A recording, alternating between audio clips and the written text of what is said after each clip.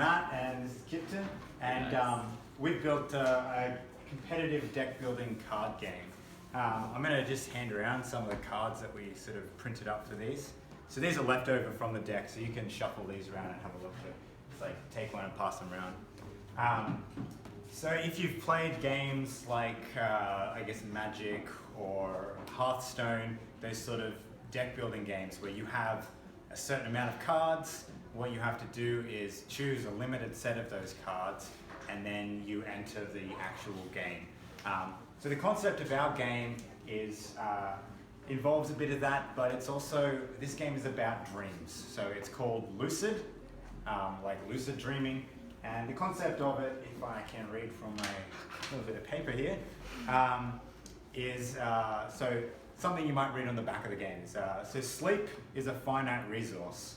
Every night when you close your eyes to sleep, your dreams wage war on other dreamers to claim a good night's rest. Once all the sleep is won, you wake to return to your life in the daylight, only to wage war in your dreams again the next night. So the game is based around playing that war of the dreams. So each person that plays, it's designed at the moment to be 2 to 5 players, so it can scale up, plays another person dreaming. The thing that separates this game from other deck building games is the way it's played is not just, you have a deck that you play cards and you attack another person. To win the game, you actually need to claim sleep. And sleep is, like said in this, a finite resource. So we have these green tokens to represent sleep. So each player starts with a certain amount of sleep, and then there's also a certain amount of sleep in the middle of the board. And that's always 30 across how many players there are. So if you have more players, you each start with less and there's less in the board. To play a card, each of your dreams has a cost, and that is a cost of your sleep. So to play a card, you can play up to 2 in a round, but at most you have to play 1. You take some of your sleep and you put it back in the pool. Once you've got cards played, on an action, a card can choose to either take sleep back from the pool, back into your hand, or to disrupt another person's dream, which stops them from taking stuff from the pool or disrupting your dreams.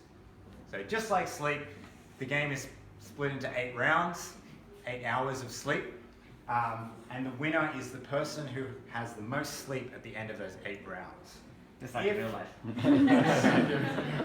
If the pool of sleep is exhausted before the 8 hours, then the game ends and the person with the most sleep wins. So there are 28 cards in a deck, and there's, I think, about 15 or so different types of cards. So there's multiples of some and only one of others that are sort of a bit more powerful cards. So you, before playing the game, choose your 15 cards that you want to enter, and then you play the rounds.